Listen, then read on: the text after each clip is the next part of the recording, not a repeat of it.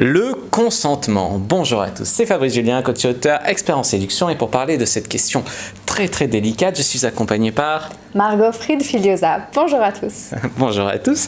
Alors, toi, tu es auteur, coach et conférencière sur les relations... Intimes et sexuelles, tout à fait. Donc, nous sommes en présence d'une spécialiste sur ces questions-là, parce que c'est vraiment un sujet, le consentement, qui à la fois fait l'actualité, mais qui est aussi également intemporel. C'est d'essayer de comprendre, pour nous les hommes, comprendre comment on pourrait déjà définir le consentement. Le consentement, si on regarde juste la définition, le mot consentir, c'est donner son accord. Moi, je trouve que ça, c'est pas suffisamment poussé quand on parle de sexualité, parce que est-ce que juste donner son accord, ça suffit pour un rapport sexuel? Moi, je préférerais penser que le consentement, c'est quand les deux personnes ont envie d'un rapport sexuel, et pas juste « ah bon, d'accord, parce que sinon... voilà, c'est vraiment un oui parce que la personne en a envie, parce que c'est un vrai désir des deux personnes. Le consentement aussi, selon la loi française, il faut que ce soit un consentement éclairé, donc pas sous substances, alcool, drogue, tout ça qui vont changer nos perspectives. Et aussi un oui qui est dit explicitement. C'est-à-dire que juste, et on va en parler de ça justement, comment est-ce qu'on sait vraiment que la personne a dit oui ? Parce que si c'est pas dit explicitement, le consentement est pas toujours très clair. Parce que malheureusement, dans la pratique, quand on drague une fille et qu'on arrive au moment où on l'embrasse, où ça chauffe, etc., c'est pas le moment où tu vas faire « Au fait, tu veux coucher avec moi ?» Oui, non, coche une case, tu vois. C'est pas... ça vient pas... il me semble que c'est un truc que personne ne fait, presque. Alors, c'est ce qu'il faudrait faire. Pas forcément coche une case, mais je pense qu'on a besoin d'apprendre à parler. Je pense qu'on a besoin d'apprendre à parler plus. Parce qu'il faut se rendre compte que pour certaines personnes, on se dit que c'est soit oui, soit non, et que ça doit être super clair et explicite. Mais avant de pouvoir parler du consentement et de comment est-ce qu'on en parle, il faut comprendre ce qui peut se passer dans la tête d'une personne, que ce soit un homme ou une femme, quand elle est dans une situation de stress. Parce que un rapport sexuel, ça peut être stressant, on peut se sentir sous pression, on peut avoir peur des répercussions. Le nombre de femmes qui racontent leur viol où justement elles n'ont rien dit, elles n'ont pas dit non, elles n'ont pas crié, elles ne sont pas débattues parce qu'elles avaient peur. Parce qu'elles avaient peur de se faire tabasser, elles avaient peur de se faire tuer. J'ai lu récemment un témoignage d'une femme qui disait « La première peur quand j'ai su qu'il allait me violer, c'était pas que j'allais être violée, c'est que j'avais peur qu'il allait me tuer. » Okay. On ne se rend pas compte c'est-à-dire que dans le narratif, dans ce qu'on entend, dans les médias, dans la société, autour de nous, il y a beaucoup de violence envers les femmes, c'est la réalité d'ailleurs, mais il y a vraiment cette peur en fait, et on ne parle pas vraiment des femmes qui s'en sont sorties et qui ont réussi à ne pas se faire violer, qui se sont défendues et tout ça. Et donc ce qui se passe, c'est que ça crée vraiment une situation de stress, et pour beaucoup de femmes, pour le peu qu'elle n'ait pas beaucoup de confiance en elle, qu'elle ait juste peur de ce qui puisse se passer, qu'elle n'ose pas, ça peut mettre le cerveau sous stress. Quand le cerveau est sous stress, il y a 3 réactions possibles de stress. Il y a la fuite, on se barre, on arrive à dire non, voilà, on s'en va, ok. Il y a l'attaque, donc les personnes qui vont se mettre à hurler, à taper, voilà. Et le 3e, et c'est celui-là qui est le moins bien compris, c'est l'immobilisation, où le cerveau va envoyer l'information au corps que la meilleure manière de survivre dans cette situation, c'est on arrête tout, on immobilise, on fait le mort en fait. C'est un peu comme le lapin qui voit un prédateur et qui d'un coup se rigidifie, qui ne peut plus bouger. Juste, il fait pas semblant, il ne peut plus bouger. Physiologiquement, ses muscles sont tétanisés. Et mesurer ça, c'est super important parce que ça nous arrive tout autant qu'au lapin. C'est vraiment... Moi, on me pose des lapins, c'est autre chose. Ça, c'est autre chose. Mais ça peut vraiment arriver de se sentir complètement incapable de réagir.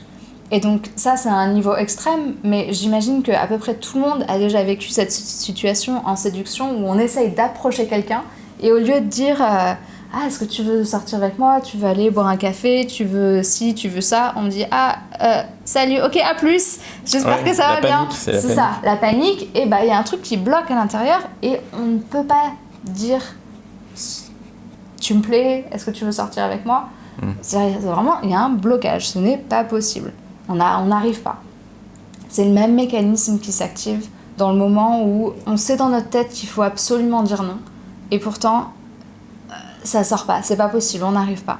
Donc concrètement, quand il y a un blocage, on ne sait pas, ça peut être qu'elle veut pas, elle n'ose pas dire non, mais ça peut être aussi qu'on lui plaît, qu'elle sait pas quoi faire. C'est ce que j'ai compris de ce que tu as dit. Donc dans le cas où il y a un blocage avec une fille, faut pas forcer et il faut mieux entamer un dialogue. Ouais. Ça, tout à fait. est-ce que j'ai bien compris? Juste le côté qu'elle lui plaît, enfin qu'on lui plaise ou pas, ça on s'en fiche. Non, mais qu'elle a envie, mais c'est comme tu as dit, tu abordes une fille, mais tu es bloqué, mais tu as envie de l'aborder. Oui, c'est-à-dire on ne sait pas ce qui se passe à l'intérieur de l'autre. Ce qui est important, c'est de réussir à en parler. Faut pas dans le doute, il vaut mieux être prudent. C'est ça. C'est pour ça que j'ai fait toute une vidéo que vous pouvez trouver sur ma chaîne sur comment savoir si elle a vraiment envie, comment savoir observer son corps, comment en parler. Mais je pense que juste dans la... Ça va l'autopromo là? Je te dérange pas? Tu veux que je te refasse la vidéo? Non, c'est très bien. Non, c'est très bien. Juste, du coup, je voulais te demander, juste au début, tu m'as dit il faut qu'elle dise explicitement oui. Est-ce que un explicitement oui qui serait non verbal, c'est correct? Parce que en séduction, sur le terrain, quand tu es un homme, la vérité, c'est que ça arrive quasiment jamais, que c'est est-ce que tu veux coucher avec moi? Oui. C'est est-ce que tu veux venir chez moi? Quand tu arrives chez toi, elle t'embrasse, elle te touche. Si la fille te touche, que tu la touches, que c'est réciproque, on peut penser qu'il y a un consentement, ou il faut vraiment qu'elle dise oui, oui, oui, oui. Je pense qu'il n'y a pas de règle universelle, mais je pense que c'est important de développer notre sensibilité à l'autre et à ce qui s'y passe vraiment, parce qu'il peut tout à fait être le cas que elle te touche parce que elle n'ose pas ne faire autrement. C'est tout à fait possible qu'elle touche, qu'elle embrasse en retour parce qu'elle n'ose pas donc elle dire peut être non. active tout en ne voulant pas? C'est ça. Je pense que ce qui est important, c'est pas de se prendre la tête sur les détails, mais c'est de dire... Je pense que c'est important de parler de toute manière. Mais c'est pas forcément est-ce que tu veux coucher avec moi maintenant, oui ou non. C'est... ça te fait quoi quand je t'embrasse comme ça? Est-ce que ça te plaît? Est-ce que ça te plaît pas? Est-ce que tu as envie de ça? C'est-à-dire que parler pour justement améliorer le monde, parce que de toute manière, quand on couche avec quelqu'un pour la première fois, et même les fois d'après, c'est impossible de savoir ce qui est dans la tête de l'autre. C'est impossible de savoir exactement ce que l'autre aime à tout moment. C'est juste pas possible. Et si on se dit pas les choses, on risque de manquer des informations sur le consentement, mais aussi on risque de faire des choses que l'autre aime pas trop, ou alors ne pas faire des choses que l'autre aime bien, justement. Et je pense que le consentement, c'est pas juste soit c'est un viol, soit c'est pas un viol, parce que du coup on est vraiment dans une extrême super binaire, mais il y a tout un spectre en fait de comment est-ce qu'on navigue cette relation-là pour qu'elle fasse du bien aux deux, et qu'il n'y ait pas oui, on a couché ensemble et oui, j'étais consentante. Par contre, il y a une partie que, franchement, ça, j'aurais pas voulu le faire. Parce que ça arrive aussi souvent. La sodomie. La sodomie, ou même une fellation. Enfin, le nombre de filles qui se sentent obligées de faire une fellation parce que c'est ça qu'une fille fait, parce que, enfin, voilà, Parce qu'il lui a fait un cuni. Il lui a fait un cuni et du coup, elle se sent obligée de faire une fellation en retour, mais elle en avait pas du tout envie. Il y a tellement de choses qui peuvent se passer, et donc je pense qu'au-delà du oui, non, c'est-à-dire que si c'est non, c'est sûr, mais pour moi, le consentement, c'est une conversation dynamique, et qui est moment par moment, et pour être sûr du consentement, on a besoin de parler. Je pense que le langage corporel, déjà, on n'est pas très très doué pour vraiment savoir l'observer, c'est-à-dire que qu'est-ce qui s'y passe vraiment. On n'a pas appris à vraiment décoder le langage corporel, à observer, à communiquer. Il y a des formations pour ça sur mon site. Il y a des formations sur son site. Donc on a besoin, oui, le langage corporel, bien sûr que c'est important et ça en fait partie, mais il y a aussi vraiment le côté, est-ce que ça te plaît? De quoi est-ce que tu as envie? Parce que ce que ça permet aussi, c'est que ça donne l'autorisation à la personne de dire en fait ça oui, ça non, et de créer un climat dans lequel les deux se sentent bien. Parce que même en tant que gars, j'imagine que dans la tête, on se dit mais qu'est-ce qu'il faut que je fasse? Enfin, je sais que j'ai plein d'hommes qui me disent mais je sais pas quoi faire en fait, j'ai juste envie de lui faire plaisir, je sais pas comment faire. Il suffit de poser la question parfois, est-ce que tu as envie de ça? Est-ce que ça te plaît? Est-ce que ça te plaît pas? Partant du principe qu'elle sache ce qu'elle aime. Je vais peut-être passer encore pour... Je me permets, comme c'est très intéressant et que moi je te pose des questions d'hommes qui... Enfin, je me suis jamais vraiment... Enfin, j'ai jamais fait forcer une fille à quoi que ce soit, mais je suis jamais rentré dans les détails du consentement. Et tout à l'heure, tu as dit, si elle se sent dans sa tête obligée de faire une fellation parce que c'est ce qu'une fille fait, ça veut dire que toi, tu dois refuser, même si tu... Enfin, toi, tu lui demandes rien, mais elle le fait parce qu'elle se sent obligée. En quoi le consentement est difficilement... Enfin, je comprends pas, en fait. Et j'aimerais comprendre, en fait. Ouais. Bah, après, c'est là où la question va plus loin que est-ce que c'est un viol ou pas un viol, mais est-ce que c'est une relation dans laquelle on se sent heureux, en fait. Et je pense que c'est ça qui est vraiment intéressant à travailler comme question. C'est-à-dire que est-ce qu'on est satisfait à avoir quelqu'un qui fait une fellation alors qu'elle en a pas envie? Est-ce que en tant que personne, ça me satisfait? On peut le ressentir qu'elle aime pas ça, peut-être. On peut peut-être le ressentir, et si on le ressent et qu'on le laisse passer, et qu'on dit bon bah en fait je m'en fous, voilà, je vais jouir, et après elle a choisi de le faire, elle n'était pas obligée, je vais pas pousser la main sur la tête, mais on sait qu'elle y prend pas plaisir. Est-ce qu'on se sent ok avec ça?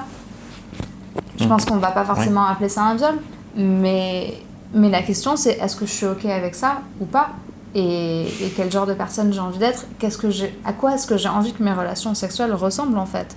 Est-ce que je préfère avoir la satisfaction sur le moment d'avoir joui, mais savoir qu'elle n'en avait pas vraiment envie et qu'elle aura de moins en moins envie de faire des fellations si elle s'y sent obligée. C'est pas très rentable sur le long terme si vous êtes en couple.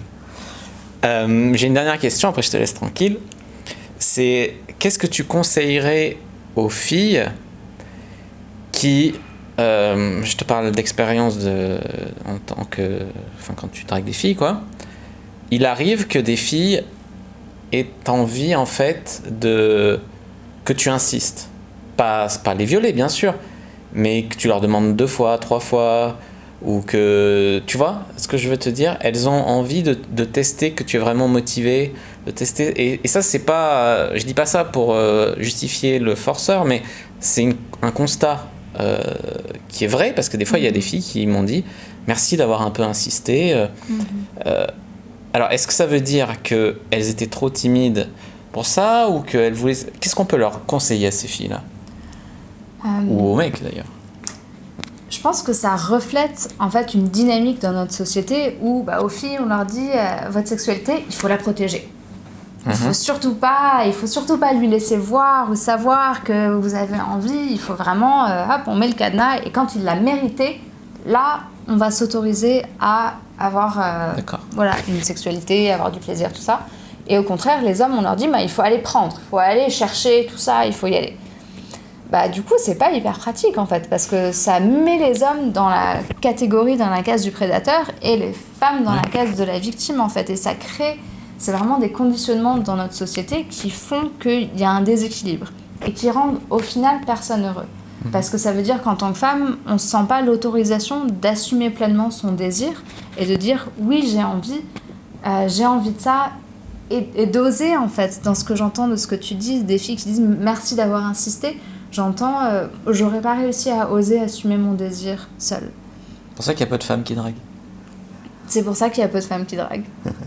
Parce que dans notre société, on nous apprend à être gentille, à être douce, à ne pas faire de bruit, et à ne pas être une salope, et à faire attention à ça, quoi. Du coup, je pense qu'on a besoin de changer un peu cette dynamique de notre société, et ça commence par chaque individu, en tant que femme, de dire, en fait, je les assume mes désirs, et je vais être plus vocale, je vais dire ce que je veux, je vais pas choisir d'être dans la position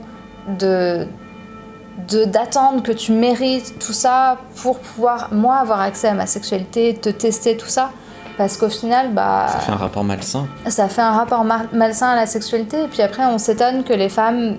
Enfin, on dit dans notre société que les femmes aiment le sexe moins que les hommes. Moi, je pense que c'est complètement faux, mais c'est vrai qu'on nous enseigne à penser ça, et pas ça, toi, t'enseignes pas ça. Non, c'est vrai.